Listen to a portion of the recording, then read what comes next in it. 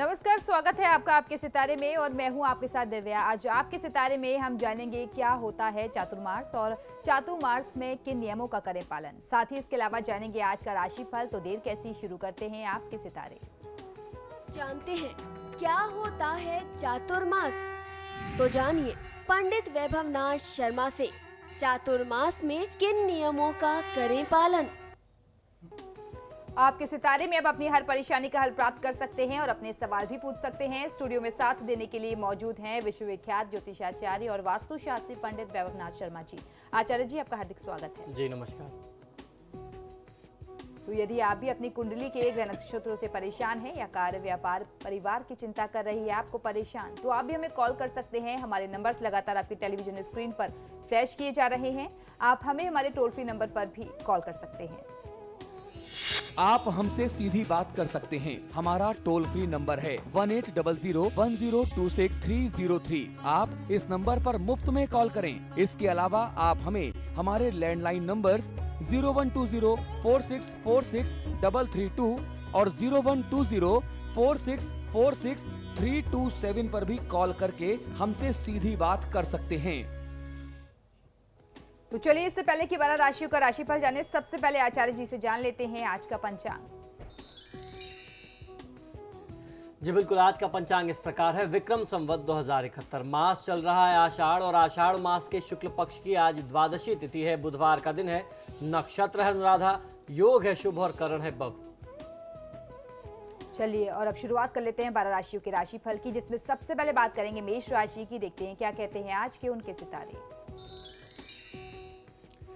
मेष राशि वाले जातक लोगों के लिए उच्चाधिकारियों के कारण आज की तिथि में आपके कुछ कष्ट बढ़ सकते हैं। आपके जो उच्चाधिकारी हैं या जिनसे संबंधित आप काम कर रहे हैं, उनसे कुछ आपको आज कष्ट या असुविधा की स्थिति मिल सकती है। व्यावसायिक क्षेत्र का विस्तार करने के लिए समय आपके पक्ष में है, तो आप अपने कार्यक्षेत्र में कुछ विस्तार कर सकते हैं। इस संबंध में किए गए प्रयास जो हैं वो निश्चित तौर पर आपको अच्छी सफलता देंगे। आजीविका के कार्यों में भाग्य का सहयोग बनाए रखने के लिए आपको परिश्रम करना बहुत ज्यादा अनिवार्य है। आज के दिन को शुभ बनाने के लिए ओम कठोराय नमः मंत्र का 108 बार जाप कर लेना चाहिए। आज किसी भी व्यक्ति के साथ कठोर व्यवहार न करें। चलिए, अब जान लेते हैं वृषभ राशि वाले जातकों के लिए कैसा रहेगा उनका आज का दिन। वृषभ राशि वाले जातक लोगों के लिए कार्यों में जोश और उत्साह का भाव आज बनाए रखने की आवश्यकता है। आपको धन व नाम दोनों आज की तिथि में प्राप्त हो सकते हैं। गृहस्थ जीवन की जिम्मेदारियों में आप सकारात्मक भाव से सहयोग करेंगे। संतान की प्रतीक्षा होने पर आपकी यह आज जो मनोकामना है वो पूरी हो सकती है। आपको आज परिवार से कुछ ऐसे शुभ समाचार मिल सकते हैं। व्ययों की अधिकता आपके संचय में बाधाएं ला सकती है, तो अपने संचय पर आज आपको ज्यादा से ज्यादा ध्यान देना होगा। आज के दिन को शुभ बनाने के लिए ओम त्रिपुरांतकाय नमः मंत्र का 108 बार जाप कर लेना आपके लिए सर्वोत्तम होगा। बिना सोचे समझे कोई निर्णय आज मत करिए। और चलिए, अब देख लेते हैं मिथुन राशि वाले जातक अपने दिन को शुभ बनाने के लिए आज क्या करें और क्या ना करें। मिथुन राशि वाले जातक लोगों के लिए रिश्तेदारों व सगे संबंधियों से मेल मुलाकात के अवसर आज बन सकते हैं। रिश्तेदारी संबंध पूर्ण रूप से आज बहुत मधुर नहीं चलने वाली है। कार्यों को समय पर पूरा करने के लिए स्वयं के पुरुषार्थ पर विश्वास आज आपको करना होगा।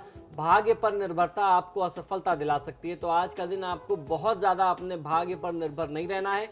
अपनी मेहनत, अपने पराक्रम पर विश्वास करिए, परिश्रम करें, तब सफलता मिलेगी। आज के दिन को शुभ बनाने के लिए ओम वृषांकाय नमः मंत्र का 108 बार जाप कर लेना आपके लिए सर्वोत्तम होगा। आज क्रोध करने से बचना चाहिए। और चलिए, अब देख लेते हैं कैसा रहेगा कर्क राशि वालों के लिए उनका आज का राशिफल।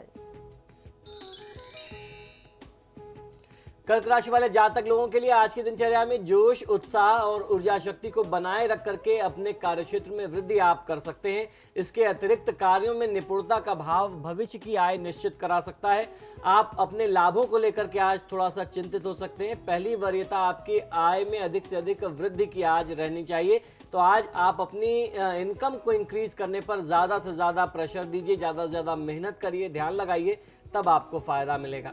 आज के दिन को शुभ बनाने के लिए ओम वृषभारूढ़ाय नमः मंत्र का 108 बार जाप कर लेना आपके लिए सर्वोत्तम होगा। खराब स्वास्थ्य को, रोग को बिल्कुल भी आप अनदेखा ना करें। अब जान लेते हैं सिंह राशि वाले अपने दिन को अच्छा व्यतीत करने के लिए क्या करें और क्या ना करें। सिंह राशि वाले जातक लोगों के लिए आजीविका और आय का प्रत्यक्ष संबंध आज बना हुआ है। निराशा के भाव आने के योग बनते दिखाई देते हैं। प्रतियोगियों को अपनी नीतियों से परास्त करने में आपको काफी अच्छा सहयोग मिल सकता है। व्यावसायिक कार्यों के लिए की गई यात्राएं आपको लाभ दे करके जाएंगी। आपका पराक्रम से काम लेना भी आपकी योजनाओं के कार्यगति को आज बढ़ा सकता है। तो आज जितनी मेहनत से आप काम करेंगे, आज निश्चित तौर पर आपके जो भी रुके हुए काम थे या जिस काम में आपको ज्यादा लाभ दिखता है, जिन कामों को आप पहले पूरा करना चाहते थे, आज वो काम पूरे हो सकते हैं। आज के दिन को शुभ बनाने के लिए ओम भस्मोद्वेलित विग्रहाय नमः मंत्र का 108 बार जाप कर लेना आपके लिए सर्वोत्तम होगा। आज किसी भी परिस्थिति में तनावग्रस्त होने से बचना चाहिए। चलिए अब देख लेते हैं कन्या राशि वालों के लिए क्या कह रहा है उनका आज का राशिफल। कन्या राशि वाले जातक लोगों के लिए आज की दिनचर्या में अपना महत्वपूर्ण समय अपने मित्रों के साथ भी व्यतीत कर सकते हैं। अचानक से होने वाले व्ययों से आपका वित्तीय बजट थोड़ा सा प्रभावित हो सकता है। आपका आत्मविश्वास भी प्रभावित रहेगा। त्वचा विकार शीघ्र प्रभावित आज आपको कर सकते हैं। आपके स्वभाव में क्रोध का भाव आज बहुत ज्यादा आ सकता है, तो अपने क्रोध को आज नियंत्रित करना है। आज के दिन को शुभ बनाने के लिए ओम साम प्रियाय नमः मंत्र का 108 बार जाप कर लेना आपके लिए सर्वोत्तम होगा। आज यात्रा अगर आप न करें तो आपके लिए ज्यादा बेहतर है। और अब जान लेते हैं तुला राशि वाले जातक आज के दिन को शुभ बनाने के लिए आज क्या करें और क्या ना करें और कैसी है उनके सितारों की चाल।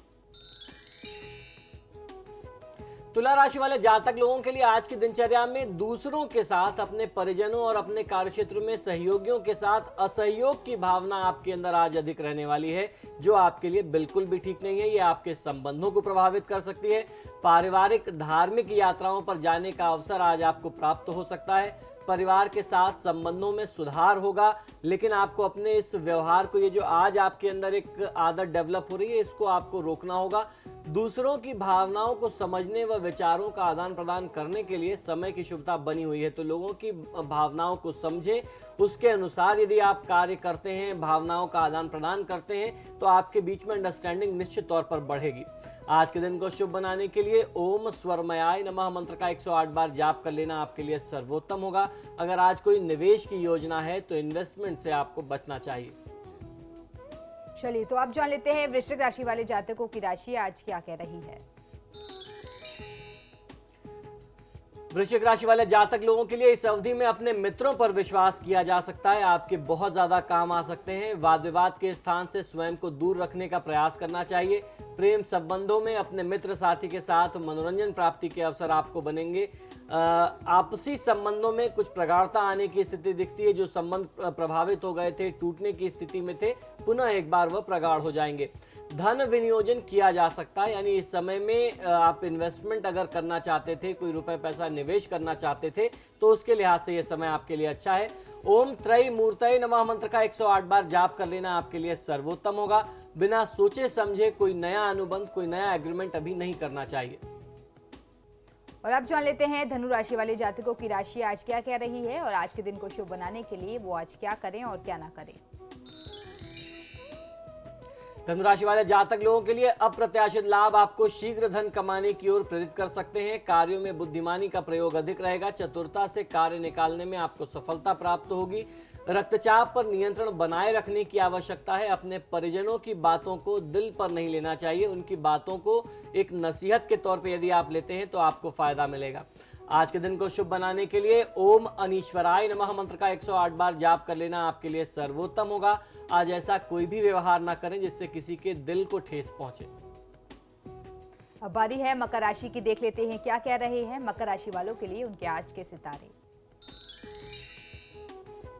मकर राशि वाले जातक लोगों को आज की दिनचर्या में अपनी आर्थिक योजना बना करके चलने की आवश्यकता है। जब आपको मालूम होगा कि आपके पास फाइनेंसेस की स्थिति कितनी है, उसके हिसाब से आप अपने भविष्य को प्लान कर सकते हैं, अपनी प्लानिंग, फ्यूचर की प्लानिंग कर सकते हैं। परिस्थितियां जैसी आपको लग रही हैं, ठीक लग रही हैं, वैसी बिल्कुल भी ठीक नहीं है। परिस्थिति ठीक करने के लिए आपको अपने दिनचर्या में, अपने जीवन में और अपने काम में निरंतरता लाने की आवश्यकता है, यानी कंटिन्यूटी लाने की आवश्यकता है। लगातार आप काम करते रहिए। आपका स्वभाव ऐसा हो गया है पिछले कुछ दिनों में कि आप थोड़े दिन काम करते हैं, कुछ पैसे आ जाते हैं तो फिर आप ढीले हो जाते हैं, फिर मनोरंजन में व्यस्त हो जाते हैं, आपका ध्यान काम से हट जाता है। तो ऐसा करने से बचना चाहिए। सबसे पहले आपको योजनाएं बनानी चाहिए और अपने दायित्व को निभानी चाहिए। अपनों के लिए आज आपको बहुत कुछ करना पड़ सकता है, अपने परिजनों, अपने दोस्तों मित्रों के लिए आज आपको कुछ एक महत्वपूर्ण भूमिका निभानी पड़ सकती है। अपनी सोच को आशावादी बनाने की आवश्यकता है। अपनी बातों में उतार चढ़ाव या बदलाव ना लाएं। संयम बरतने से ही आज की दिनचर्या में आपको लाभ प्राप्त होगा। आज के दिन को शुभ बनाने के लिए ओम सर्वज्ञाय नमः मंत्र का 108 बार जाप कर लेना आपके लिए सर्वोत्तम होगा। आज तनाव लेने से बचना चाहिए। अब देख लेते हैं कुंभ राशि वालों का आज का दिन कैसा रहने वाला है। कुंभ राशि वाले जातक लोगों के लिए अपने कामकाज से आज आप खुश नहीं हो पाएंगे, क्योंकि उम्मीदें कुछ बहुत ज्यादा हैं। समय मददगार है, लेकिन अपनी ओर से आप कमी आपको नहीं रखनी चाहिए। विचारों में प्रबलता ही आपके तनाव का प्रमुख कारण है। खर्चों को भी संभालने की बहुत ज्यादा आवश्यकता हो सकती है। परिस्थितियां आपके हक में नहीं बन पा रही हैं। आप लगातार प्रयास कर रहे हैं, लेकिन फायदा नहीं मिल रहा है। किसी भी तरह के मतभेद में इस समय आपको नहीं पड़ना चाहिए। आज के दिन को शुभ बनाने के लिए ओम परमात्मने नमः मंत्र का 108 बार जाप कर लेंगे तो परिस्थितियां जितनी भी आपके विपरीत हैं, निश्चित तौर पर इसमें आपको काफी लाभ मिलेगा। आज कटु वचन बोलने से बचना चाहिए। और अब बारी है आखिरी राशि की, जान लेते हैं मीन राशि वाले जातकों के सितारे आज क्या कह रहे हैं। मीन राशि वाले जातक लोगों को आज की दिनचर्या में भाग्य को दोषी नहीं ठहराना चाहिए। भाग्य भरपूर रूप से आपके साथ है। विचारों में, आपके अपने विचारों में जो उत्तेजना है, आप किसी भी काम को तुरंत करना चाहते हैं, कोई भी सफलता तत्काल पाना चाहते हैं, ऐसा संभव नहीं होता। शांति से निर्णय करें, फैसले बहुत शांति से लें, लोगों से जुड़ें और बातचीत करें, उनके विचारों को समझें, संबंधों को सुचारू रूप से चलाएं। आपके मन में कोई व्यापारिक योजना प्रबल हो रही है तो उसे मूर्त रूप देने की आवश्यकता है। उसको धरातल पर लाइए। मन में रखने से ही सफलता नहीं मिलती है। आज के दिन को शुभ बनाने के लिए ओम हवये नमः मंत्र का 108 बार जाप कर लेना आपके लिए सर्वोत्तम होगा। आज ऐसा कोई भी कृत्य ना करें जिसमें किसी को धोखा देने का भाव छुपा हो। तो ये तो था 12 राशियों का राशिफल। फिलहाल यहाँ रुकेंगे एक छोटे से ब्रेक के लिए, लेकिन आप बने रहिए हमारे साथ, क्योंकि ब्रेक के बाद आचार्य जी बताएंगे आज का महा उपाय, जिसमें जानेंगे चातुर्मास में किन नियमों का करें पालन। बने रहिए हमारे साथ।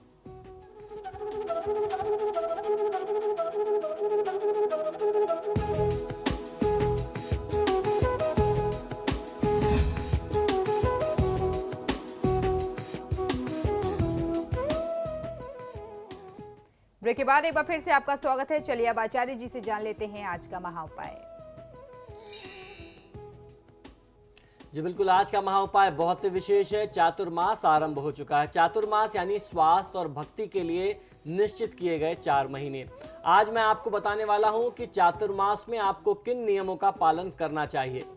देवशयनी से एकादशी से लेकर के, यानी देवशयनी एकादशी से आरंभ कर देव प्रबोधिनी या हरि प्रबोधिनी एकादशी जिसे हम कहते हैं, इस बीच के जो 4 महीने होते हैं वह चातुर्मास कहलाते हैं।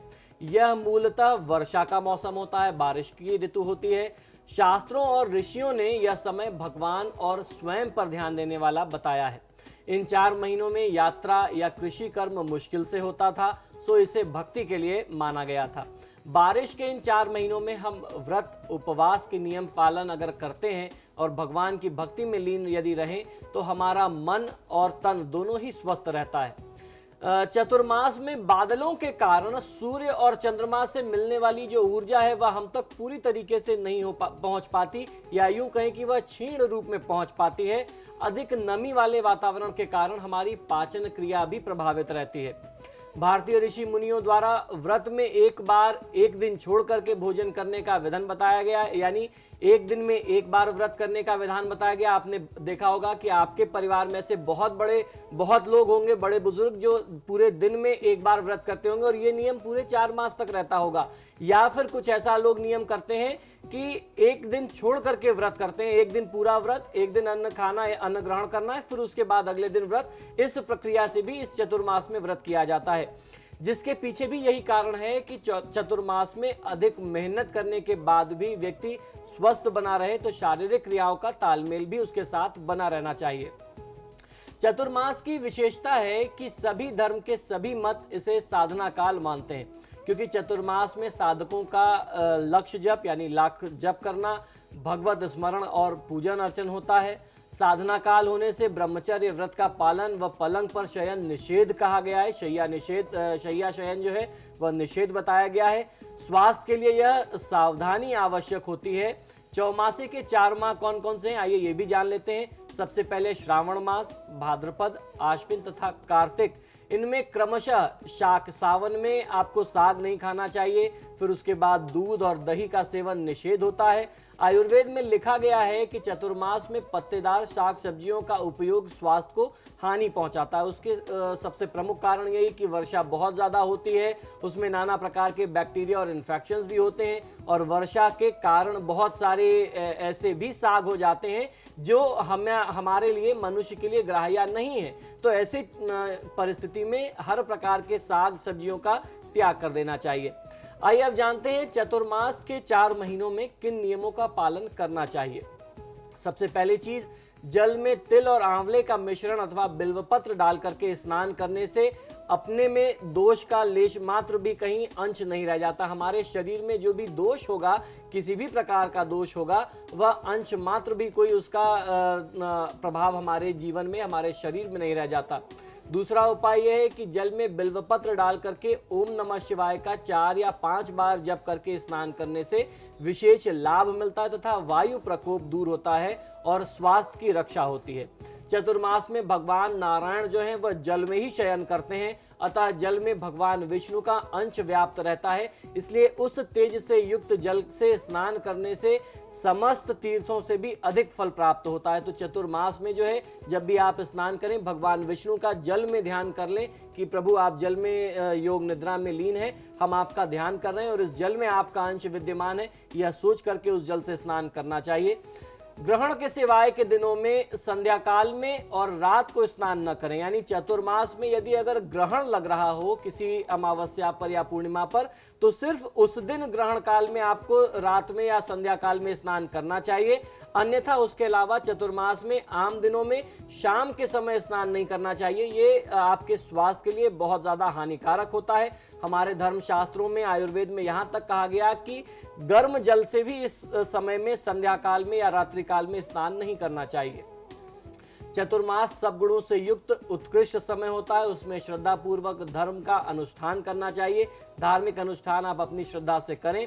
अगर मनुष्य चतुर्मास में भक्ति पूर्वक योग के अभ्यास से तत्पर न हुआ हो, तो ऐसे में निसंदेह उसके हाथ से अमृत गिर गया ऐसा माना जाता है। यानी अगर इस समय का आपने लाभ नहीं लिया, जैसा भी आपके सामर्थ्य हो, जैसा भी आप कर सकते हो, पूजा पाठ धर्म कर्म आपको करना चाहिए। अगर आप ना कर पाए तो ऐसा मानते हैं कि आपके हाथ में अमृत कलश था और आप उसे छोड़ देते हैं, आपके हाथ से वह गिर गया, तो इतने बहुमूल्य, इतने उत्तम समय को मिस नहीं करना चाहिए।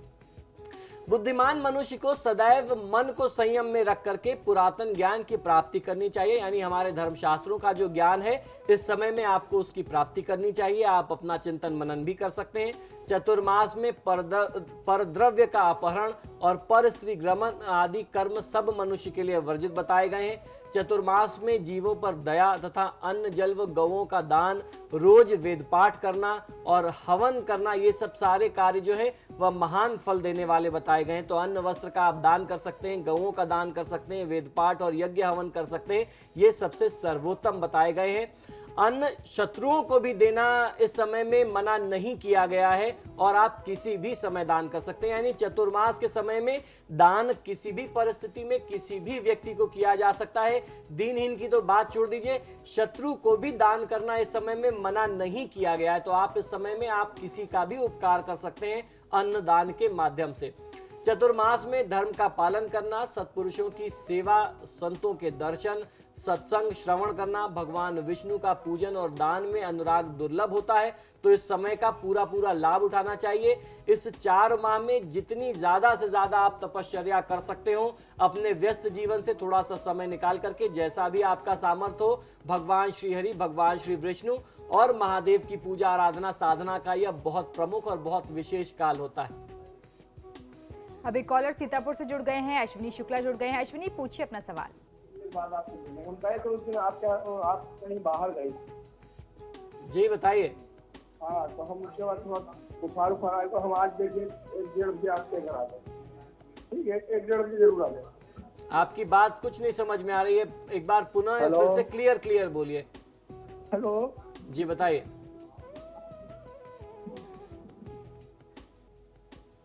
जी बताइए, सुन रहा हूँ। एक और कॉलर जुड़ गए हैं हल्द्वानी से, सीता जुड़ गई हैं। सीता, अपना सवाल पूछिए।